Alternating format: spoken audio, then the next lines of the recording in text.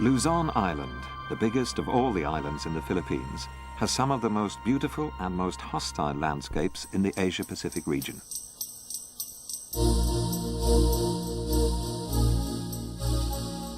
In many places, at the highest altitudes, the mountains are volcanoes, often filled with crater lakes.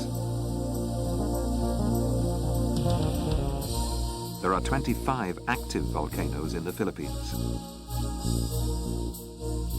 Only 7 years ago, this one spewed out 4 cubic kilometers of ash and lava that has since been gouged out by fierce erosion from the torrential tropical rainfall. It buried whole villages as the material spread out 30 kilometers from the eruption. This unfriendly kind of landscape covers thousands of square kilometers in the Philippines. And Luzon Island sits right on one of the most active spots in the Pacific Ocean's ring of fire.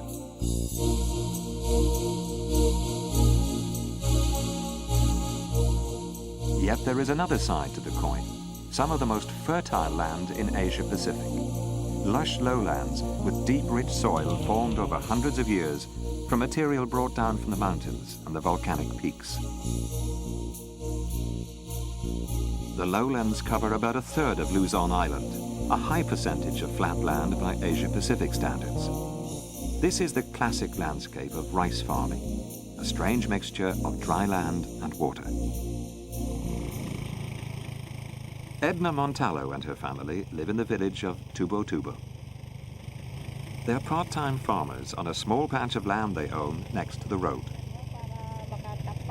The family is education crazy, the parents and their daughters. Indeed, there's hardly a single person in the Filipino countryside who isn't. And there's one very good reason for that. The last thing anybody wants to do is to stay behind when they grow up and look after the land. Edna and her husband Ray are determined that their daughters get the kind of education that will take them away. I would prefer, if possible, that they don't stay in farming. Life as a farmer is very hard.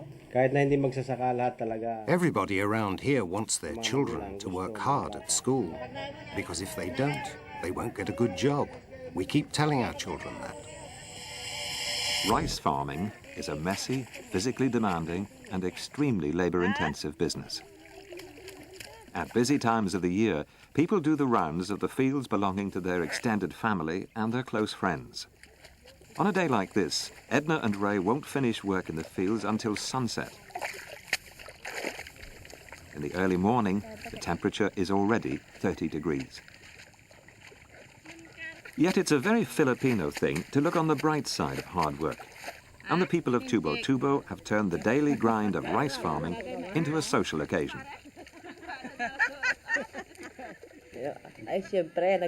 Of course, we help one another here a lot. Because if we don't, the work won't get done quickly enough. If we can't manage the planting or the harvest on our own, people come and help us. Then we'll go and help them in return. It's a two-way process. It's a tough way of life, but it's a happy one.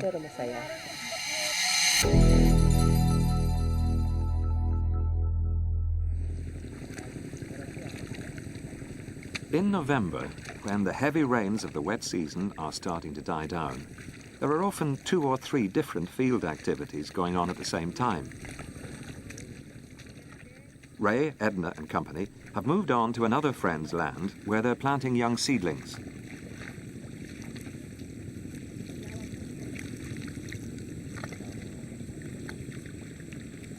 Compared with many other Asia-Pacific countries, agriculture in the Philippines has been very slow to modernize.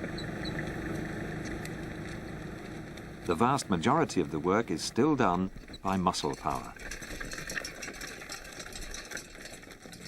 Ray and Edna's carabao, or water buffalo, is one of their most treasured possessions, and the motive power for all the really strenuous tasks in the rice fields. There are some people who are better off. Others, though, are in debt. What happens in farming here in the Philippines is that most of what you earn from the harvest goes towards paying off what you owe. My neighbour down the road has a new tractor. It cost 56,000 pesos, including the carrier and the implements for digging and harrowing. It's Japanese, a Kubota. It's very reliable. With a machine like that, you use it for your own land and you hire it to other farmers who don't have machines and earn money that way. So I guess we have made some progress. It's not so tiring working on the land as it used to be. Kasi unang-una maginhawang mga tao.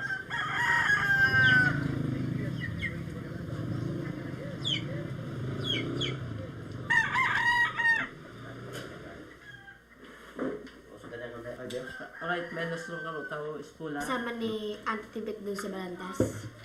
Sana kanya. Schools in the area have a 2-hour break to avoid the worst of the heat in the middle of the day. The Montallo's daughters come home for lunch and lend a hand with another source of family income, boiling bananas for sale.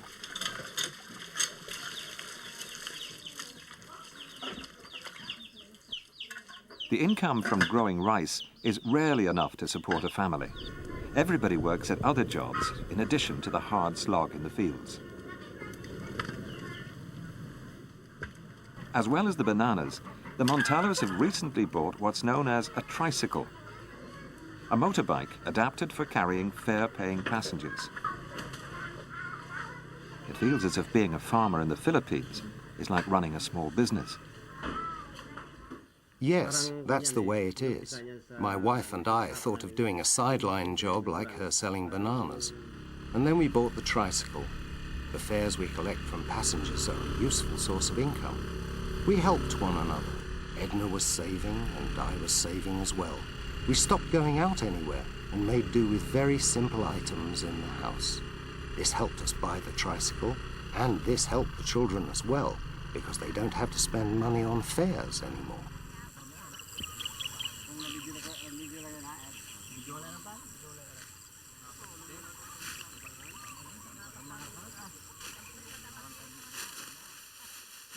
By the middle of the afternoon, Ray and Edna are into their third task of the day in the rice fields.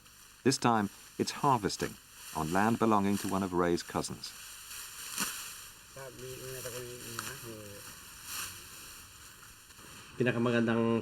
For us, harvest time is the best season of the year, because this is when we see the results of all the months of hard work we put into growing the rice. Farmers have rice to sell, and that means the family budget is in better shape.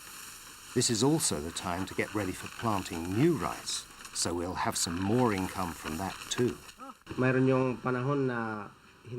Sometimes there are bad harvests, though. Sometimes we get typhoons. We also have to cope with what's called rice plague, which we can do nothing to control, especially if it happens when the rice is about to sprout shoots. Some you win, some you lose, some you break even. Contrary to what we sometimes think, rainfall is often irregular in the humid tropics. True enough, the mountains running along the backbone of the Philippines are almost permanently smothered in cloud. But there are often periods of time when the amounts of rainfall go way down below average, resulting in problems for crops like rice that demand huge volumes of water. Hence, even in a region of normally high rainfall, like Ray and Edna's area, a dam to store water helps to ensure decent rice harvests from one year to the next. But not everybody is so fortunate.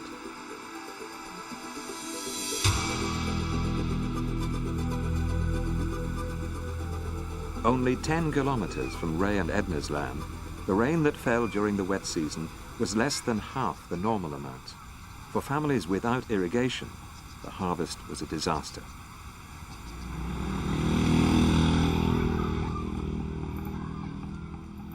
Yvette Delizdo and her family lost half their rice crop because of the drought.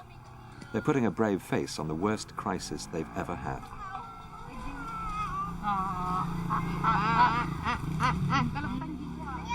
As is often the rule in the countryside, the extended family lives as a group right next to one another.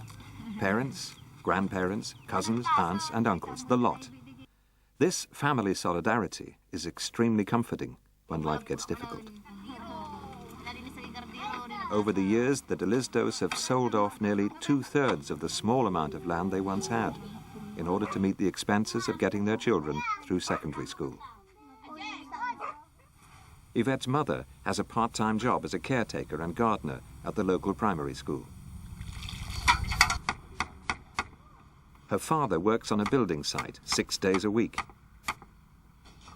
It's dangerous work and the pay is below the national minimum wage as set by the law. But the bosses always have the upper hand. They get away with it because there are so few jobs for rural people to turn to. Because of the difficult situation they find themselves in, the family have hired themselves out as labourers, harvesting rice on farms in the irrigated area. Yvette does this 3 or 4 times a week after school. She's near the top of her class and only a year away from her final exams. But since the bad harvest upset the family finances, she's been forced to consider a number of options. Is staying on at school one of them? Oh yes, if my father is willing to support me. But I'm not sure he can, because we're short of funds. It's a problem. 2 of us are studying at the same time in secondary school. Sometimes one of us has to be absent from class because we don't have the money for the fares. My mother has to ration the money.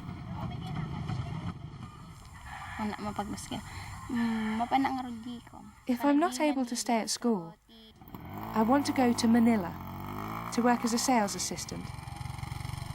It would be very lonely, but I have to make that sacrifice to help the family. Edna and Ray's daughters are ending up with qualifications that are preparing them for jobs that probably don't yet exist. Their enthusiasm for school is unlimited. Their ambitions a world away from growing rice. And their command of English, remarkable. When I grow up, I want to be a teacher because I want to help the poor children and for the success of our country. I'm always studying well to get the civil engineering course so that I want to have a own company, and I will design what will be the building that I will build. And there, inevitably, for the vast majority of families in the countryside, comes the crunch. They know, like millions of Filipinos before them, that the best job opportunities are to be had a lot farther away than the nearest city.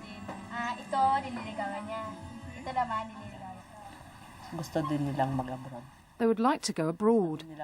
They want to be like their elder sister, who finished her studies and went abroad. That's what they want to do. I'll feel sad, of course, but at the same time happy, because I know they're going somewhere better.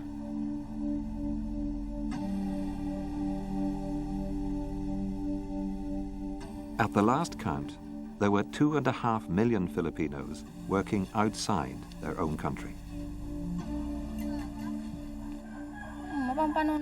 If I'm not taken on as a sales assistant, then I would like to go to Hong Kong and work as a maid.